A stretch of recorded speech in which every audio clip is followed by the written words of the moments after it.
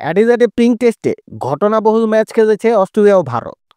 সেই টেস্ট জিতে বর্ডার গাভাস্কার ট্রফিতে এক সমতা এনেছে স্বাগতিক অজি শিবির।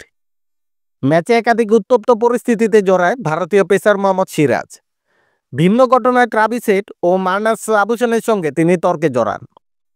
লাবুশেনের উপর ক্ষিপ্ত হওয়ার ঘটনায় অবশ্য দায়ী এক দর্শক, যাকে জরিমানা করা হয়েছে বলে জানিয়েছে অজি গণমাধ্যম। দ্বিতীয় টেস্টে লাবুশেনকে লক্ষ্য করে বল করার জন্য ছুটে যাচ্ছিলেন সিরাজ, কিন্তু বল ছাড়ার আগ মুহূর্তে ব্যাটিং লাইন থেকে সরে যান লাবুশেন, যা দেখে মেজাজ নিয়ন্ত্রণে রাখতে পারেননি ভারতীয় পেসার।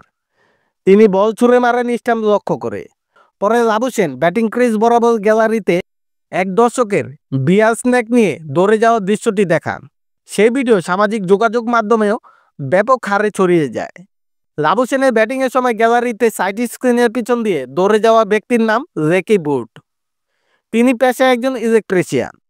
সেদিন সিরাজ বল করার আগ মুহূর্তে বিয়ার স্ন্যাক নিয়ে তিনি ছুটে যাওয়ায় মূলত সিরাজের খেপে যাওয়ার সেই ঘটনা ঘটে।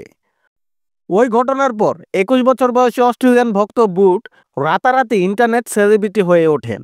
পরে দেশটির বিভিন্ন সংবাদ মাধ্যম চ্যানেলে তার সাক্ষাৎকার নিয়েছে। সেসব সাক্ষাৎকারে বুট জানিয়েছেন সিরাজকে রাগাতে তিনি বিয়ার স্ন্যাক নিয়ে সাইড স্ক্রিনের সামনে দৌড়ে গিয়েছেন।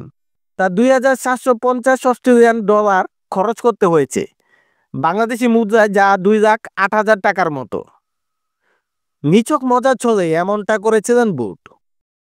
পরে তিনি এই ঘটনার জন্য ক্ষমাও চেয়েছেন।